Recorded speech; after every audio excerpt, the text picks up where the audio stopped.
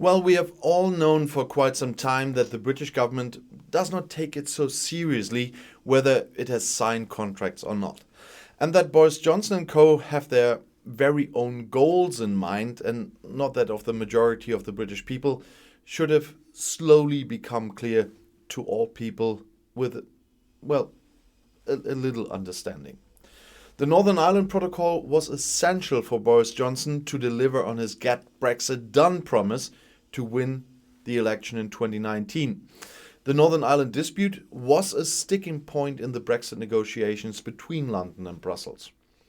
And now Dominic Cummings, the former chief advisor to the Premier, reveals his real intentions. Dominic Cummings, as I said, ex-advisor to Premier Johnson, has exposed quite a bit of filth about the UK government in the past. Now he tweeted about London's idiosyncratic strategy in the Brexit negotiations. Since Dominic Cummings is no longer at the side of British Prime Minister Boris Johnson, the former chief advisor has hardly missed any opportunity to portray the government in London in a bad light. It's not hard to do that anyway. Now he has revealed an alleged strategy for the Brexit negotiations. London never intended to keep the Brexit agreements with the EU on Northern Ireland, tweeted Cummings. The plan was to reach an agreement with Brussels in the exit talks to win the 2019 general election and then get rid of the parts that we don't like, wrote the one second most powerful man in the London seat of government in Downing Street, and he wrote that on Twitter. The British Brexit Minister David Frost had previously demanded in a speech from the EU that the Northern Ireland Protocol, which he himself negotiated less than 2 years ago, should be replaced by a new agreement. The protocol isn't working, said Frost, threatening to partially override the agreement through an emergency mechanism, which is just bull. However, he stressed that despite doubts, the UK government had initially tried to implement the protocol. Yeah, he's got to say that, Cummings commented on Frost's assurances that the agreement was signed in good faith. In any case, he had never intended to keep the agreement. Cummings, who left the government in a dispute at the end of last year, couldn't resist a swipe at his former boss Johnson. Johnson obviously never understood what the hell was going on, he wrote. The dispute is now about the so-called Northern Ireland Protocol. Brussels and London had agreed on rules in the course of the British exit from the EU to prevent a hard border between Northern Ireland and the EU member Ireland.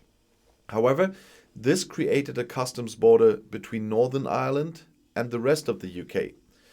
There were trade problems and sometimes empty supermarket shelves in British supermarket chains.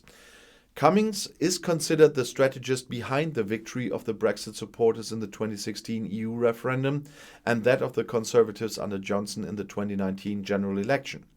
At times, he was considered, as I said before, the second most powerful man in the country. However, at the end of last year, Johnson and his agent broke up. Cummings had to leave. And since then, he has repeatedly raised serious allegations against his former boss. Speaking of Brexit, Cummings said no one could know if it was a good idea to leave the EU. He said, I think anyone who claims to be certain about it has a loose screw or something. A loose screw is a term that probably applies to some people at the moment anyway. Basically, Brexit is a clear one. The rules for Great Britain's exit from the European Union have been lashed down through years of painstaking detailed work. The fact that London is now rekindling the dispute over the borders in Northern Ireland is therefore completely incomprehensible and raises some very fundamental questions. Are the British negotiators really that amateurish and short-sighted or just ruthlessly concerned with their own political success? I bet on the latter. The call to renegotiate the entire protocol in principle and to remove the jurisdiction of the European Court of Justice for Northern Ireland is a bottomless provocation. Under no circumstances will the Commission in Brussels surrender sovereignty over the internal market. Yeah, we have sovereignty too. It was clear from the start that the regulation that was reached required a great deal of responsibility and a large portion of pragmatism on both sides. I know one side that's showing that. It was difficult for everyone to accept that Northern Ireland, as to date is a British part of the country, would continue to be part of the European internal market even after it left. It is characteristic of Great Britain's fickle approach in the entire negotiation process that this demand, which is now on the table, is being formulated by the very men who largely negotiated the Northern Ireland Protocol for London. The British Brexit Minister David Frost steered into this confrontation with obvious eyesight. London was determined to sell the conclusion of the negotiations to its own people as a success. The situation is made completely bizarre by the fact that the British are now blaming the EU for the breach of treaty and at the same time blaming it for a possible escalation of violence in Northern Ireland. The intention of the government in London is obvious. It wants to serve the feelings of the nationalists on the island with its populist move.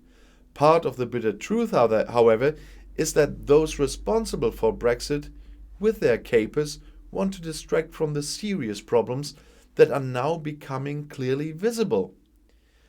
It is questionable how long the British will accept the empty supermarket shelves and problems with fuel supplies without complaint. It is to be feared that Prime Minister Boris Johnson and his ministers will launch repeated attacks on the EU in order to shift responsibility for the misery away from them. But I do know who's responsible. Basically, London has now finally discredited itself as a serious partner, but the European Union will have to continue negotiating. Brussels should be able to make small concessions, as we heard now from the proposals, but the European Union must be prepared for Great Britain to unilaterally revoke the Northern Ireland Protocol. This means that the Union will then have to impose punitive tariffs on British goods and services in return. London seems convinced that Brussels will buckle and will not dare to take this momentous step. Here, don't miscalculate. The calculation is obvious. Those responsible in the Commission will accept the breach of treaty because they do not want to endanger the unstable peace in Northern Ireland with an impending trade war.